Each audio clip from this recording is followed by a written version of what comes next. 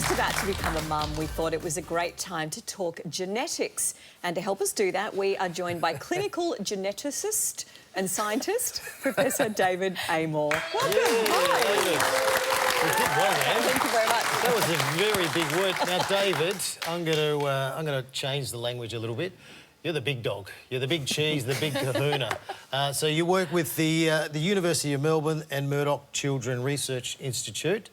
So can you predict how a baby's going to look? I think you can have a go at it, but you can't do it super exactly. So I guess if we think about appearance and the genetics of appearance, you know, the child will usually fit somewhere around the average of the two parents. So, and that's what the apps do when they try and morph the two parents into a predicted child. So, in general, the child will be an average of the parents. But of course, anyone who has more than one child knows that there's actually quite a broad range in the physical appearance of a child that two given people can produce. Yeah. My husband is totally into it, right? He is very, very excited. He's actually gone to one of the AI apps and merged his face and my face. Yes. This is what he came up with. So, look, it's a perfect baby. Oh, that is cute. Look, it's very cute. How's the teeth on it?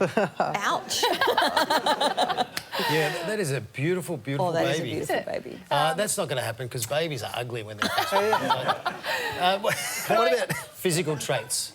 Can you inherit them? And because Abby, wonderful footballer, and her husband-to-be, he was a wonderful footballer too. So do we have a professional athlete or an Olympian or a champion sports boy or girl? You know, do we have anything coming that way? Yeah, sporting ability is an interesting one, isn't it? Because it's not just about your physical prowess and you know, strength and height and so forth.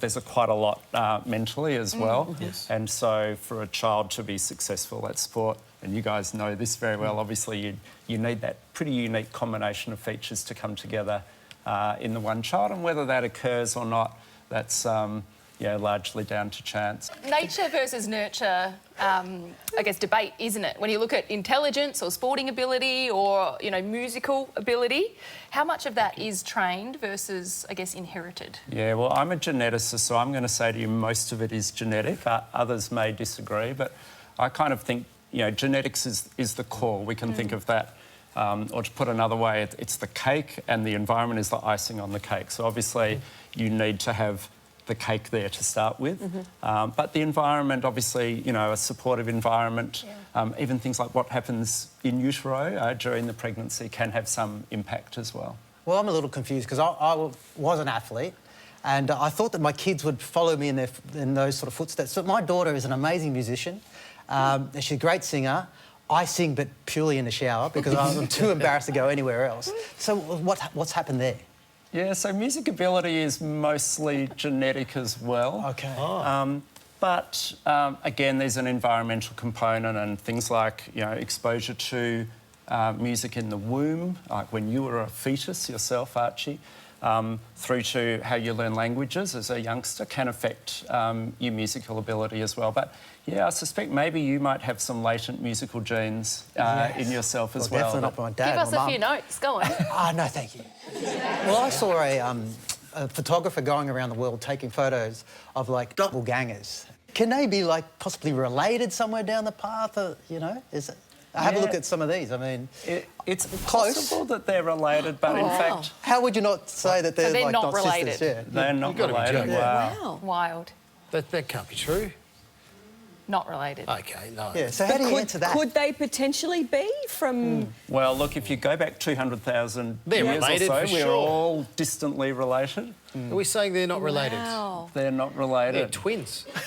How does that Wow. possibly happen? Well, I did a little bit of research and found some doppelgangers for the boys. Archie, have a look here. Here's a young Anthony Mundine. Look, I'd be honest, I don't think he's quite as good looking as you. Thank you. but- This is before his but he's boxing, been right? punched around. Before his boxing. But I got to say, audience, I'm sure you're with me in this. Crawford. Have a look at this for Crawford.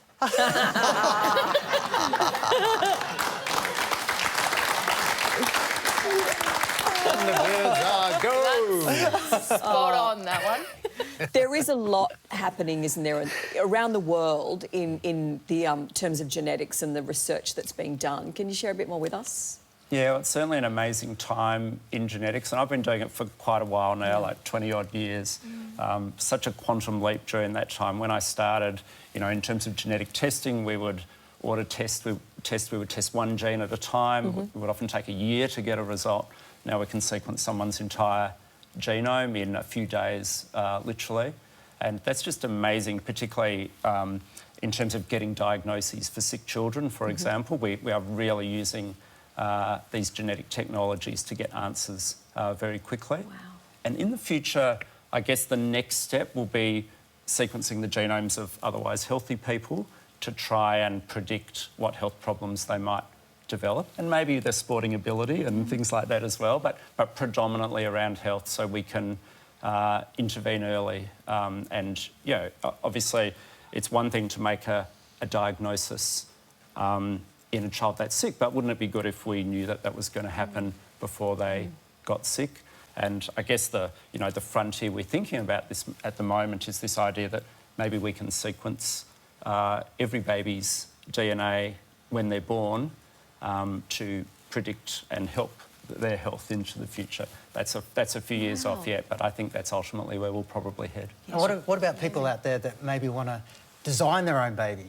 Like, you know, I want him to be like 6'10", or, you know, beautiful blonde hair. Yeah, well, Can sperm donors do that? A small fraction of IVF is using donor sperm, and yes, there is choice that people have when they come to choosing sperm donors. But I guess it's worthwhile saying no one's genetically perfect, right? So, you know, someone might have one attribute that's we might view positively, but then they might have some other health risk or something else that goes with it. So at the end of the day, there's something to be said for just accepting what you get. Yeah. David, thank you very much for joining us, and amazing work. Thank you.